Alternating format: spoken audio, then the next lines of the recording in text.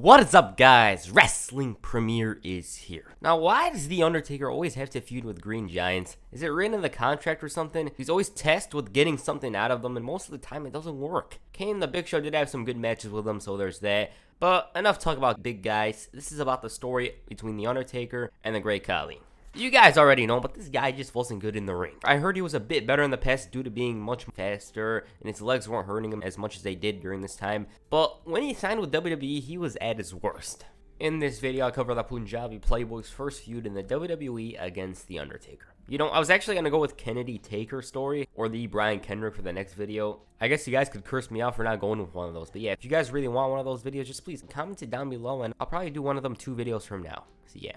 Before this video starts, I just want to say, if you're unaware, I changed the schedule. For every video that uploads every 2 days, the next is 3 and vice versa. So 3, 2, 3, 2, 3, 2. So yeah. Right now, let's get into it. On January 2nd, 2006, it was reported on the internet that WWE signed a giant by the name of Dalip Singh. Dave Meltzer called him one of the worst wrestlers in the world, and back then, WWE wasn't really focused on the in-ring stuff as much as it was with the wrestlers' looks. You know, their build, their size, strength, whatever. And due to that, we got a lot of forgettable stars such as Luther Reigns, the Dicks, and this was the Johnny Ace plan. Kind of pushed back the growth of new stars, you know, during that time period. But then again, Triple H's first signings weren't that good either. Khali, I couldn't find out if it was a Lauren Ice signing, but since Vince probably doesn't watch other companies, he could have been. You might have known him from The Longest Yard. That's one thing to know. Maybe that's why they signed him. Who knows? Dalip's signing was one of the biggest WWE made due to size. You know, Khali was 7'1" and 347 pounds, 157 kilos. And his name wasn't mentioned much from here on until he officially debuted. On the April 7, 2006 episode of SmackDown, the Great Khali, along with Daivari, interrupted The Undertaker's match with Mark Henry. The commentary team made him seem like the biggest man in the world. He no-sold 2 right hands and hit 1 head chop that knocked down The Undertaker. He sat up and Khali exposed the steel turnbuckle, throwing Taker into it, and he basically made the dead man look like a jobber. The fans were booing, Taz and Cole were at a loss of words, and nothing Taker could do was able to face the monster. It was a very impressive debut and made him seem like this unstoppable force for good or for bad, you know. Definitely memorable, that's one thing to know. The following week, Daivari addressed last week and gave us an idea of who the Great Khali is. Also, does Khali look much bigger here than he does in later years, or is it just me? For some reason, the fans loudly chanted USA, and Daivari said that standing before them is a real phenomenon. You know, he's taking jabs. They gave everybody the details on Khali's height and size, and it was essentially heel manager and big guy 101 stuff. He's talking like, oh, the earth trembled at his gaze. And then it was time for Khali to speak. I don't know what he said at all, and Daivari told everyone that they will obey, worship the Great Khali, something along the lines of that. So for those of you that were waiting on Khali's debut, well, you didn't have to wait long because poor Funaki was set to face him the following week. On commentary, Taz was hearing rumors that The Undertaker's spirit has been broken, and as for Funaki, he took 3 moves and was easily dismantled. It was a pure squash. Blow dry or boos were in the air, and The Undertaker was not seen or heard once again. Next week, same thing. Khali asserted his dominance. The Undertaker still not found. He's missing. Daivari spoke about how for years people have tried to destroy The Undertaker, but like a phoenix, he always rises from the ashes and bests them. Until now. Khali didn't need any help. All he did was use his bare hands to dismantle the Phenom. Undertaker chants intensified, while Daivari bragged about how he's gone for good. He continued claiming that The Undertaker was afraid of Khali, and if that wasn't enough, Khali spoke on the mic. What chants were in the air, nobody understood anything, and I think he called himself the Ring of the King. He's doing some unnecessary things such as scaring off Crystal, and I don't think anybody that knew what he was capable of anticipated the showdown between the two. I don't know, maybe you did, maybe you didn't.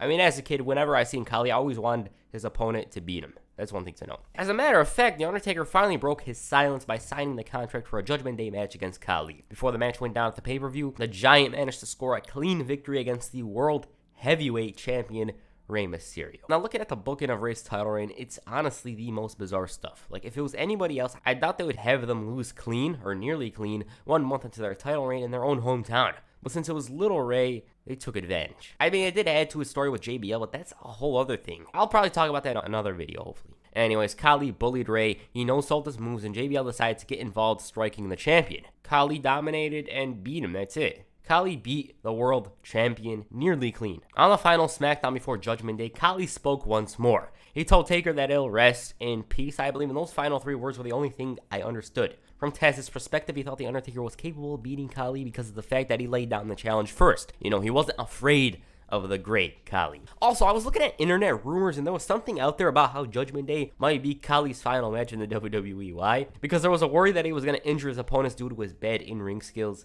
Take it as you like, because we all know what happened afterwards. Moving on, their match at Judgment Day, I don't think you'll like it. That's one thing to know. Was there a positive from this match? Yeah, the fact that The Undertaker sold his ass off to make Khali look legit. He tried the regular stuff, but it wasn't working, and he was quick and elusive at times, but Khali was one step ahead. Old school? Hell no. One thing to know is that the crowd was certainly rooting for him. He took a chop and managed to kick out. The fans were feeling him, but Khali didn't give a damn. Taker finally hits old school, managed to get Khali stuck to the ropes. Navarre gets involved, ref shenanigans, and eventually Khali recovers. He hits the boot, but Taker barely sets up. Chop, a boot, and that's all she wrote. Yup, he beat The Undertaker nearly clean. Might be clean to you. And neither Taz nor Michael Cole believed it. The crowd was stunned, no lie. They were completely speechless over this. And it's weird to think, like, The Undertaker losing clean, it doesn't happen very often. I think you could easily count the number of guys Taker lost to clean during the 2000s. There's not many. After this, who did The Undertaker lose to clean? Batista. And then Vladimir Kozlov, and that's within a span of 3 years. But yeah, they were trying to really push Khali hard. They're trying to get into the Indian market, I believe. So yeah, for some reason, they brought out Roddy Piper the following week to interview the Giant. He made jokes about Khali and Navarre, who took offense saying that he wanted to hear the tough questions. What were the tough questions? What does this guy eat? Navarre's like, well, he eats people like you. Hot Rod was just messing around and decided to push Khali's buttons, calling The Undertaker the toughest guy in WWE history. Navarre responded saying that the great Khali is the new phenom of the WWE. Piper wanted to speak eye to eye with him, but he preferred to speak with his actions, and this humbled him if only for a moment because, well, Hot Rod wanted to kick Navarre's ass. Khali quickly grabbed him and easily dropped him down to the mat. So at this point, The Undertaker, he wasn't seen, he wasn't heard from in nearly 2 weeks. Over the next couple of weeks, Khali interfered or wrestled in a couple of matches against lower card talent. He was always on the offense and always stood tall in the end. And the two, Navarre and Khali, continuously taunted The Undertaker until the July 7th, 2006 episode of SmackDown. On this night, JBL was annoyed over the lack of The Undertaker and the taunting continued. This time around, Tatanka was the victim. He took a beating so badly that they played his music, Khali's music, before the match even concluded. Afterwards, Navarre opened up the casket, but the lights flickered, smoke emerged from the casket, and all of a sudden, The Undertaker took over the speakers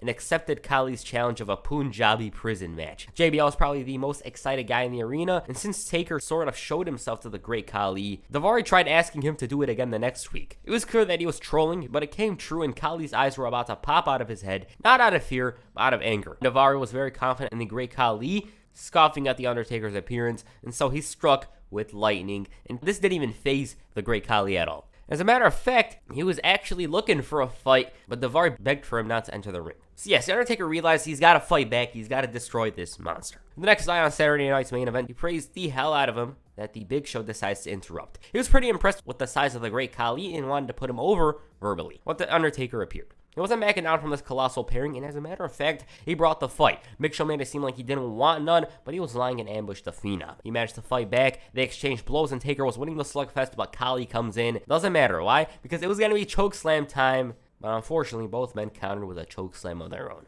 Now at this point, nobody, and I mean nobody, knew what was the Punjabi prison match. JBL claimed he heard of it, kayfabe, but never saw for himself. Later that week on ECW, Big Show defended the title against The Undertaker. For some reason, I always forget about this run. I gotta add it to my list. Like, it's just one of those things that I always forget to make. I always think, like, wait a minute, should I make a Big Show video? I haven't made something about him in a while. Then I think of something else and I just ditch him. He was this classic heel that faces a bunch of visitors and manages to destroy them, clean or dirty, doesn't matter. At the end, he always stands tall. Also, the thought of seeing The Undertaker on ECW sounds and looks so weird. It's like seeing him on NXT or something along the lines of that. During the match, the great Khali interfered. Taker wasn't afraid of him, but the numbers got the best of him. He got extreme and blasted Khali with a chair in the head, but he didn't drop. Unfortunately, though, the two big guys overpowered him and chokeslammed him through the announce table to end the show. Why is Big Show in a partnership with Great Khali? I don't know! Now, about their match at the Bash, there was a huge, and I mean huge problem.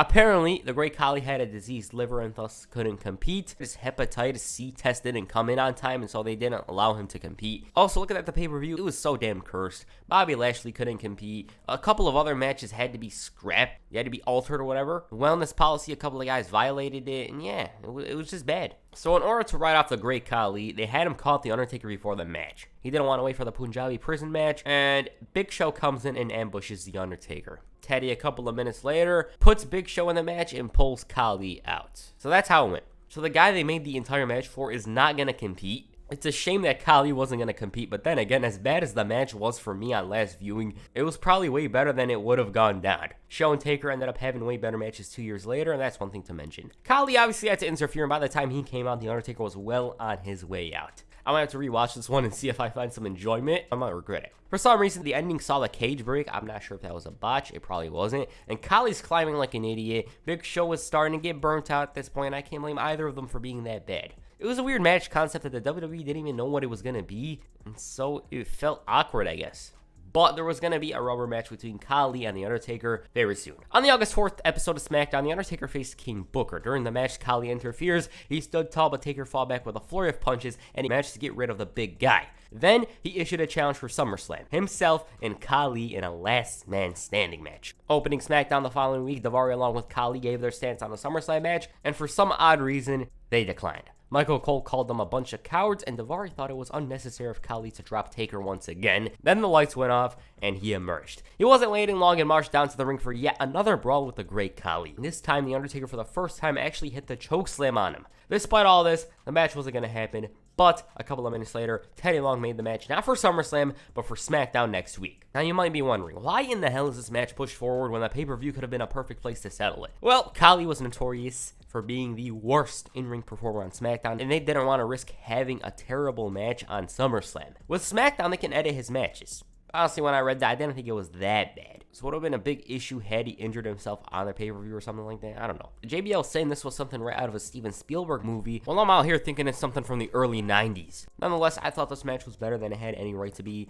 Does that mean you should watch it? Go ahead, but don't blame me if you dislike it. You might like it, though. But yeah, this might be in Khali's top 5 matches in WWE. The Undertaker really worked hard to get something out of this. He dominated in the beginning, but Daivari provided a distraction, a low blow, and Khali ends up throwing him off the stage. He almost loses the match, but manages to recover, and after the commercial break, Khali's in clear control. Taker took a hell of a lot of punishment, and at some points was even asking for it. Khali almost had the match won, count of 9, but Taker sat up and finally had some momentum on his side, but it was quickly gone though. Khali brings in the steps, but this would be his wrongdoing because The Undertaker uses them. Daivari comes in with a chair, knocked down, and the weapons really helped The Undertaker get some kind of an edge. Khali's bleeding, he swung like his life depended on it, and then he hit the choke slam. Ref counts, Taker rests, and the fans were counting along. Khali almost recovers but is unable to, and so The Undertaker was finally victorious. Yeah, that wasn't bad for me. The last man standing match really gave them freedom, especially Khali. It's not like I expect him to be Bret Hart or something, but his mobility issues really hurt him. This match, though, worked out some of those issues, The Undertaker, he really tried his best throughout this program. Khali just had his problems performing. I ain't criticizing the guy himself. He had some knee issues, and it wasn't his fault. I will say, though, that as a kid, Khali for me was like this unstoppable force. I'm talking about before the Cena thing. Even though he lost this match, I guess it protected him well. The Undertaker in the kayfabe totem pole was probably at the very top, so despite losing, he looked pretty good out there. He went on to have surgery and return in November, and that's a whole other story. So yeah, what do you guys think of this feud? Please comment down below. And that's it for this video. Make sure you hit a tombstone pile driver on the like button, and perhaps the chop on the subscribe button. Peace. I'm out.